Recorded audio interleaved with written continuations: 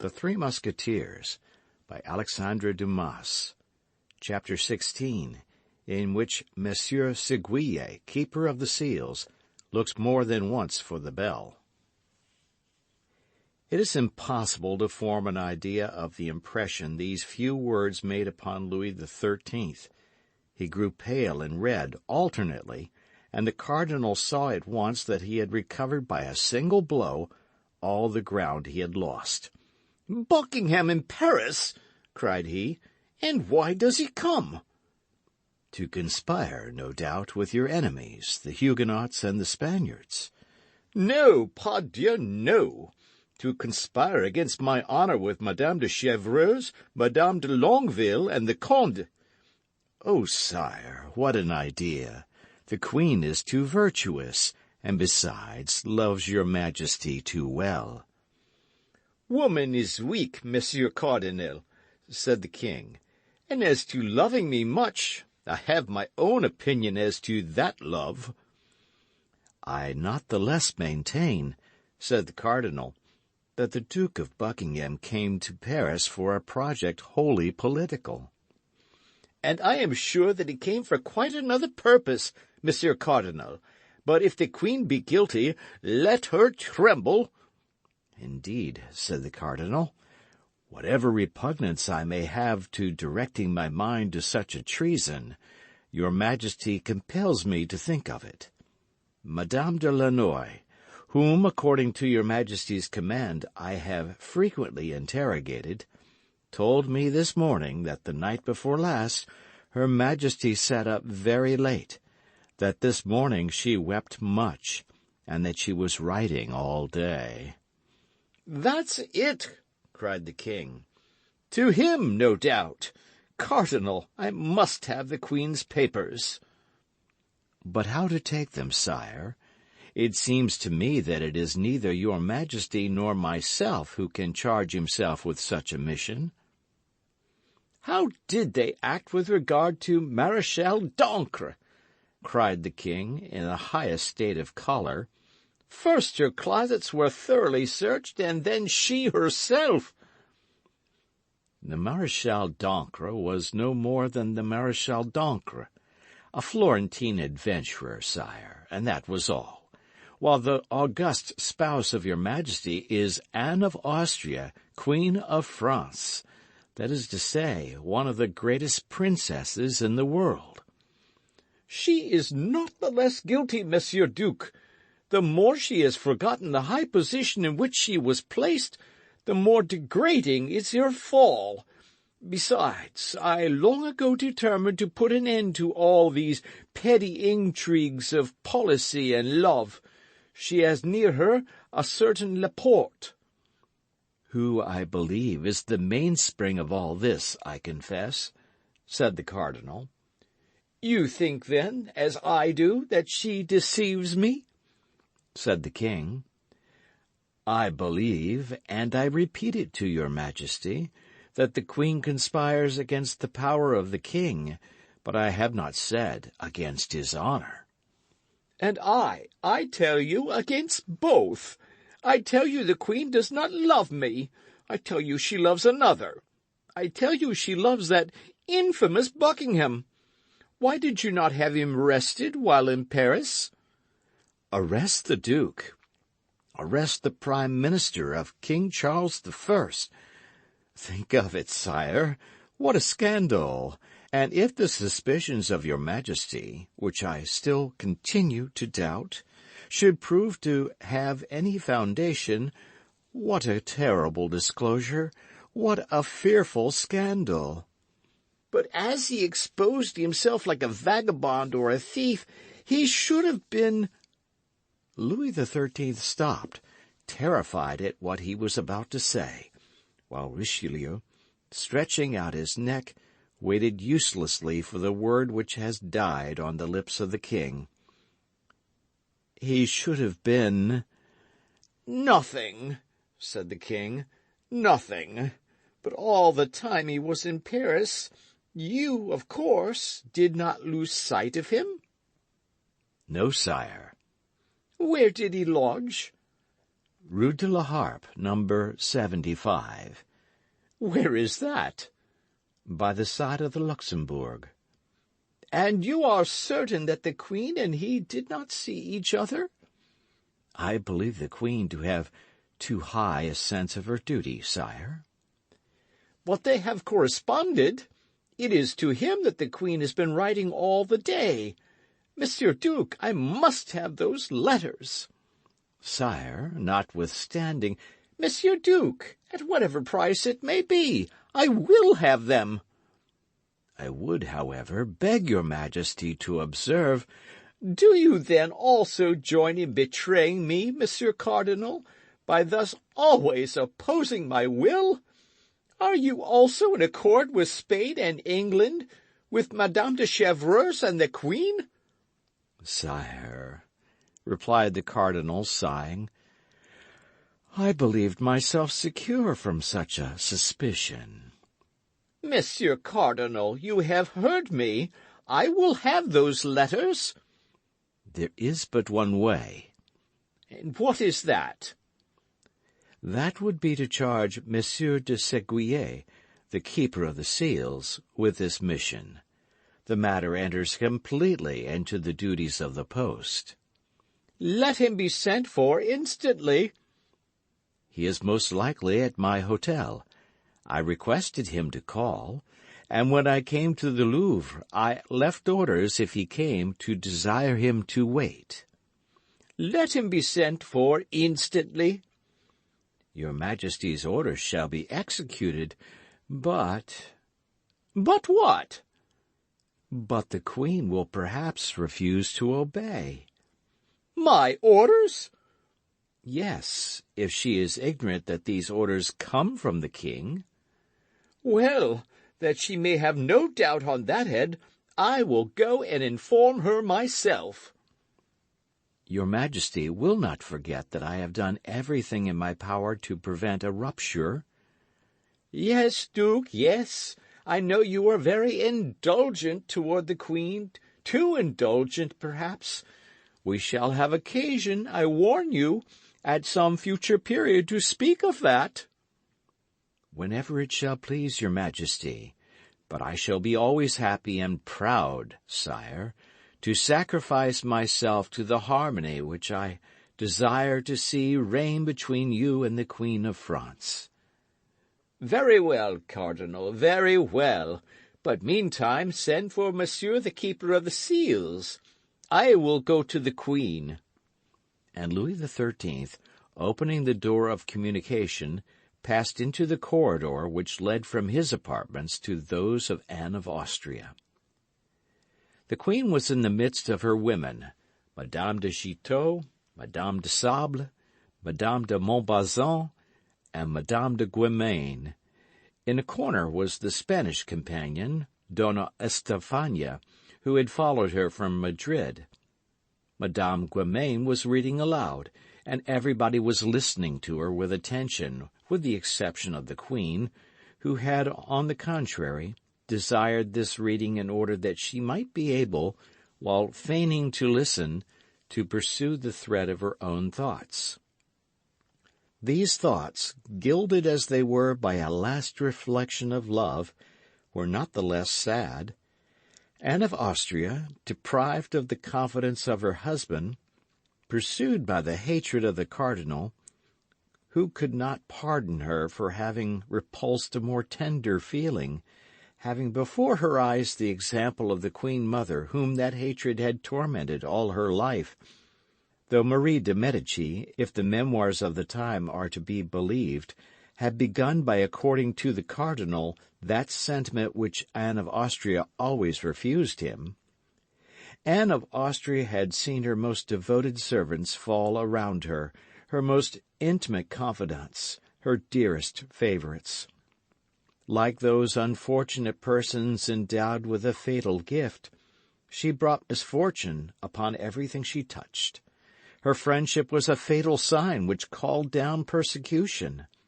Madame de Chevreuse and Madame de Bernay were exiled, and Laporte did not conceal from his mistress that he expected to be arrested every instant. It was at this moment, when she plunged in the deepest and darkest of these reflections, that the door of the chamber opened, and the king entered. The reader hushed herself instantly. All the ladies rose, and there was a profound silence. As to the king, he made no demonstration of politeness, only stopping before the queen. "Madame," said he, "you are about to receive a visit from the chancellor, who will communicate certain matters to you with which I have charged him." The unfortunate queen, who was constantly threatened with divorce, exile, and trial even, turned pale under her rouge, and could not refrain from saying, "But why this visit, sire? What can the chancellor have to say to me that your majesty could not say yourself?" The king turned upon his heel without reply, and almost at the same instant the captain of the guards, Monsieur de Guiton, announced the visit of the chancellor. When the chancellor appeared, the king had already gone out by another door. The chancellor entered, half smiling, half blushing. As we shall probably meet with him again in the course of our history, it may be well for our readers to be made at once acquainted with him. This chancellor was a pleasant man. He was Desroches-le-Masle, canon of Notre Dame, who had formerly been valet of a bishop, who introduced him to his eminence as a perfectly devout man. The cardinal trusted him, and therein found his advantage. There are many stories related of him, and among them this. After a wild youth, he had retired into a convent, there to expiate, at least for some time, the follies of adolescence. On entering this holy place, the poor penitent was unable to shut the door so close as to prevent the passions he fled from entering with him. He was incessantly attacked by them, and the superior, to whom he had confided this misfortune, wishing as much as him lay to free him from them, had advised him, in order to conjure away the tempting demon, to have recourse to the bell-rope and ring with all his might. At the denunciating sound, the monks would be rendered aware that temptation was besieging a brother, and all the community would go to prayers. This advice appeared good to the future chancellor. He conjured the evil spirit with abundance of prayers offered up by the monks. But the devil does not suffer himself to be easily dispossessed from a place in which he has fixed his garrison. In proportion as they redoubled the exorcisms, he redoubled the temptations, so that day and night the bell was ringing full swing, announcing the extreme desire for mortification which the penitent experienced. The monks had no longer an instant of repose. By day they did nothing but ascend and descend the steps which led to the chapel. At night, in addition to complines and matins, they were further obliged to leap 20 times out of their beds and prostrate themselves on the floor of their cells. It is not known whether it was the devil who gave way, or the monks who grew tired, but within 3 months the penitent reappeared in the world with the reputation of being the most terrible possessed that ever existed. On leaving the convent, he entered into the magistracy, became president on the place of his uncle, embraced the cardinal's party, which did not prove want of sagacity, became chancellor, served his eminence with zeal in his hatred against the Queen Mother and his vengeance against Anne of Austria, stimulated the judges in the affair of Calais, encouraged the attempts of Monsieur de Laffemas, chief gamekeeper of France, then, at length, invested with the entire confidence of the cardinal, a confidence which he had so well earned, he received the singular commission for the execution of which he presented himself in the Queen's apartments. The Queen was still standing when he entered, but scarcely had she perceived him than she reseated herself in her armchair, and made a sign to her women to resume their cushions and stools, and with an air of supreme hauteur said, "What do you desire, monsieur, and with what object do you present yourself here?" "To make, madame, in the name of the king, and without prejudice to the respect which I have the honor to owe to your majesty, a close examination into all your papers." "How, monsieur? An investigation of my papers? Mine? Truly, this is an indignity." "Be kind enough to pardon me, madame, but in this circumstance I am but the instrument which the king employs. Has not his majesty just left you, and has he not himself asked you to prepare for this visit?" "Search them, monsieur. I am a criminal, as it appears. Estefania, give up the keys of my drawers and my desks." For form's sake, the chancellor paid a visit to the pieces of furniture named, but he well knew that it was not in a piece of furniture that the queen would place the important letter she had written that day.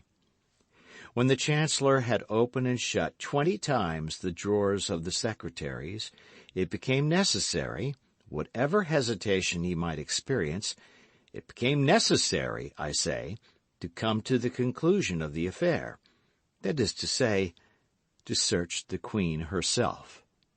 The chancellor advanced, therefore, toward Anne of Austria, and said with a very perplexed and embarrassed air, "And now it remains for me to make the principal examination."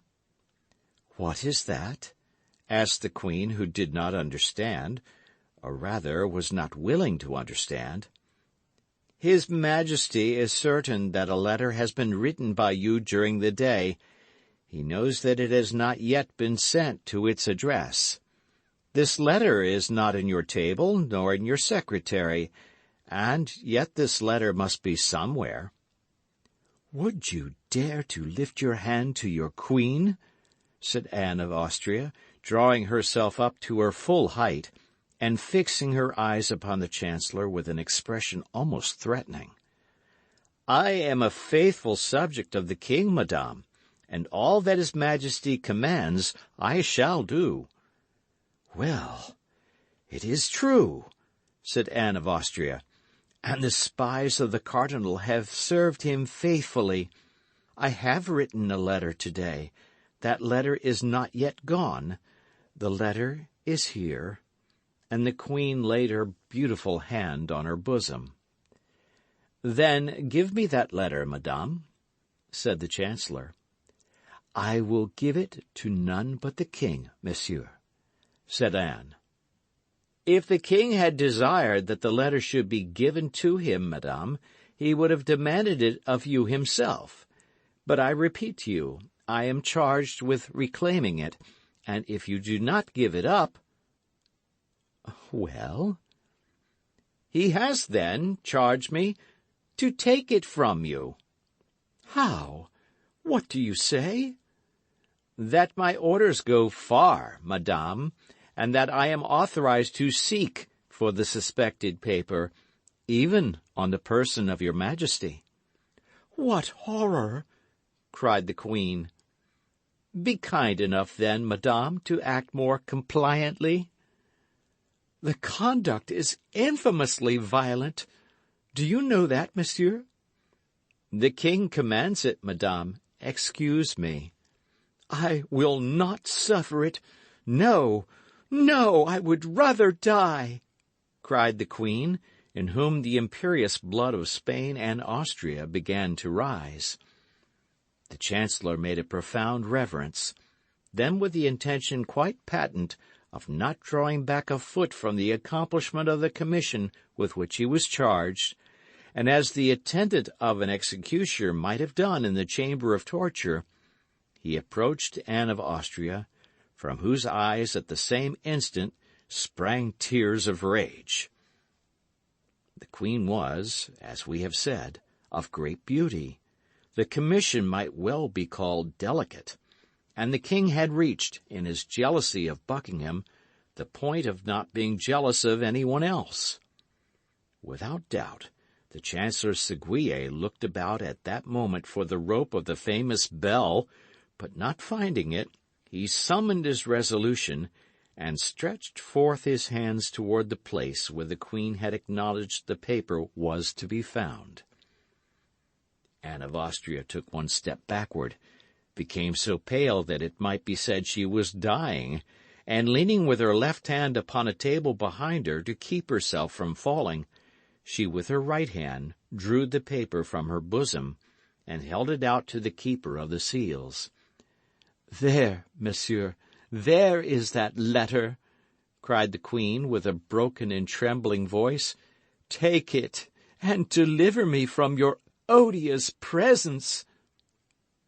The Chancellor, who, on his part, trembled with an emotion easily to be conceived, took the letter, bowed to the ground, and retired.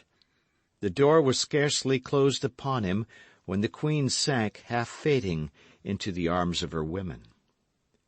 The Chancellor carried the letter to the King without having read a single word of it. The King took it with a trembling hand, looked for the address, which was wanting, became very pale, opened it slowly, then seeing by the first words that it was addressed to the King of Spain, he read it rapidly. It was nothing but a plan of attack against the cardinal. The Queen pressed her brother and the Emperor of Austria to appear to be wounded, as they really were, by the policy of Richelieu, the eternal object of which was the abasement of the House of Austria, to declare war against France, and as a condition of peace to insist upon the dismissal of the cardinal. But as to love, there was not a single word about it in all the letter. The King, quite delighted, inquired if the cardinal was still at the Louvre. He was told that His Eminence awaited the order of His Majesty in the business cabinet. The King went straight to him. "There, Duke," said he, "you were right, and I was wrong. The whole intrigue is political, and there is not the least question of love in this letter. But, on the other hand, there is abundant question of you." The cardinal took the letter and read it with the greatest attention. Then, when he had arrived at the end of it, he read it a second time. "Well, your Majesty," said he, "you see how far my enemies go. They menace you with 2 wars if you do not dismiss me. In your place, in truth, sire, I should yield to such powerful instance, and on my part it would be a real happiness to withdraw from public affairs." "What say you, Duke?" "I say, sire, that my health is sinking under these excessive struggles and these never-ending labors. I say that according to all probability I shall not be able to undergo the fatigues of the siege of La Rochelle, and that it would be far better that you should appoint there either Monsieur de Conde, Monsieur de Bassompierre, or some valiant gentleman whose business is war, and not me, who am a churchman, and who am constantly turned aside for my real vocation to look after matters for which I have no aptitude. You would be the happier for it at home, sire, and I do not doubt you would be the greater for it abroad." "Monsieur Duke," said the King, "I understand you. Be satisfied. All who are named in that letter shall be punished as they deserve, even the Queen herself." "What do you say, sire? God forbid that the Queen should suffer the least inconvenience or uneasiness on my account. She has always believed me, sire, to be her enemy, although your Majesty can bear witness that I have always taken her part warmly, even against you. Oh, if she betrayed your Majesty on the side of your honor, it would be quite another thing, and I should be the first to say, 'No grace, sire, no grace for the guilty.' Happily, there is nothing of the kind, and your Majesty has just acquired a new proof of it." "That is true, Monsieur Cardinal," said the King, "and you were right, as you always are. but the queen not the less deserves all my anger." "It is you, sire, who have now incurred hers. And even if she were to be seriously offended, I could well understand it. Your Majesty has treated her with a severity—" "It is thus I who will always treat my enemies and yours, Duke, however high they may be placed, and whatever peril I may incur in acting severely toward them." "The Queen is my enemy, but is not yours, sire. On the contrary, she is a devoted, submissive, and irreproachable wife. Allow me, then, sire, to intercede for her with your Majesty." "Let her humble herself, then, and come to me first." "On the contrary, sire, set the example. You have committed the first wrong, since it was you who suspected the Queen." "What? I make the first advances?" said the king. "Never." "Sire, I entreat you to do so." "Besides, in what manner can I make advances first?" "By doing a thing which you know will be agreeable to her." "What is that?" "Give a ball. You know how much the Queen loves dancing.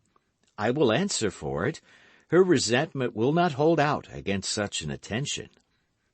"Monsieur Cardinal, you know that I do not like worldly pleasures." "The Queen will only be the more grateful to you as she knows your antipathy for that amusement. Besides, it will be an opportunity for her to wear those beautiful diamonds which you gave her recently on her birthday, and with which she has since had no occasion to adorn herself." "We shall see, Monsieur Cardinal, we shall see," said the king, who, in his joy at finding the Queen guilty of a crime which he cared little about, and innocent of a fault of which he had great dread, was ready to make up all differences with her. "We shall see. But upon my honor, you are too indulgent toward her." "Sire," said the cardinal, "leave severity to your ministers. Clemency is a royal virtue. Employ it, and you will find that you derive advantage therein." Thereupon the cardinal, hearing the clock strike 11, bowed low, asking permission of the king to retire, and supplicating him to come to a good understanding with the Queen. Anne of Austria, who in consequence of the seizure of her letter expected reproaches, was much astonished the next day to see the king make some attempts at reconciliation with her. Her first movement was repellent. Her womanly pride and her queenly dignity had both been so cruelly offended that she could not come round at the first advance. But, over-persuaded by the advice of her women, she at last had the appearance of beginning to forget. The king took advantage of this favorable moment to tell her that he had the intention of shortly giving a fete. A fete was so rare a thing for poor Anne of Austria that at this announcement, as the cardinal had predicted, the last trace of her resentment disappeared, if not from her heart, at least from her countenance. She asked upon what day this fete would take place, but the king replied that he must consult the cardinal upon that head. Indeed, every day the king asked the cardinal when this fete should take place, and every day the cardinal, under some pretext, deferred fixing it. 10 days passed away thus.